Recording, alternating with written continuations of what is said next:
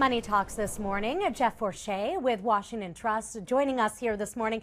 And a number of you are starting to get your tax returns back. So Geoff is joining us to maybe talk about some smart ways to invest. So first and foremost, talk about the average return. How much are people getting? How many people are actually getting returns? Sure.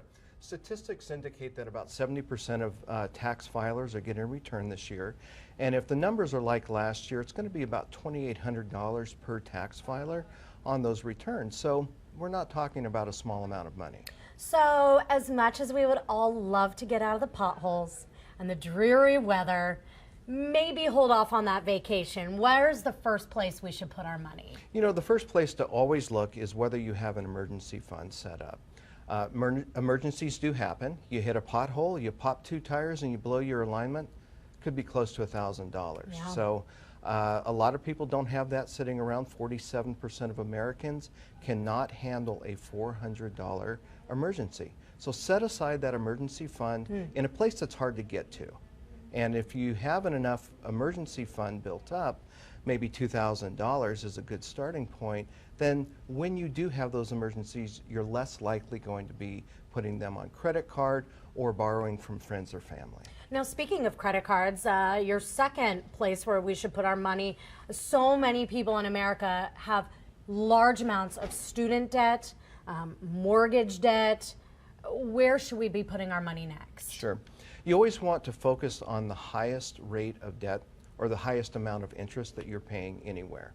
Usually that's credit cards. The average amount is about 18% right now, and that really adds up. So take your highest credit, pay that down or pay it off after you've had your emergency fund, and then start working your way down the other credit cards or credit debt, and hopefully someday you're going to be debt-free. A lot of people I talk to, they say, oh my gosh, I dream of retirement. Maybe you've got a little extra, you've put some money in the emergency fund, you've paid off some debt. Talk about retiring. A lot of Americans no longer have pensions. They have employer-sponsored funds, and a lot of Americans are not maxing out their contributions. So if you're not maxing out your contributions, your employer will match up to a certain percent. So you're leaving money on the table. And over years, that can add up to a substantial sum. Okay. And then, I know I'm not supposed to ask this question, but can we buy like shoes and fancy dinners? Can we do any of that stuff, or no? We should be very serious with our money, shouldn't we? So at Washington Trust, we're very much about financial literacy, and we actually have some resources on our site called FinStrong, Financial Literacy, and that's available to our customers.